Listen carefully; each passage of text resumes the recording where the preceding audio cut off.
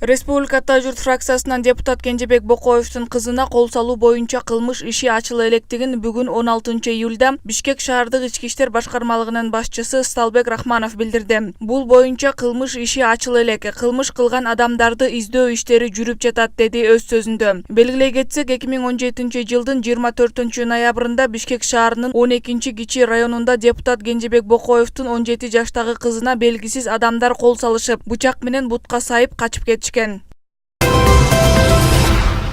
Оғанстанда жашаган памирлик кыргыздардын башчысы Эралыхан 68 жашында каза болду. Бул тууралуу аталган аймакты изилдеген Жаңыл Жусупжан өзүнүн социалдык тармактагы жеке баракчасына жазып чыкты. Эралыхан катуу оорудан улам Тоолу Бадахшандын Мургабдагы ооруканага жеткирилип, ошол жерден үзүлүп кеткен деп жазган. Белгилей кетсек, 2017-жылы өлкөгө кичи жана чоң Памирден 6 үй бүлө, тагыраагы 33 этникалык кыргыз келген. 2018-жылдын февралында дагы 2 үй бүлө көчүп келген. Ал эми Оғанстандын Кичи Памир жана Чоң Памир жергесинен келген 18 кыргыз 9-июлда кайра өз жерине кетишкен.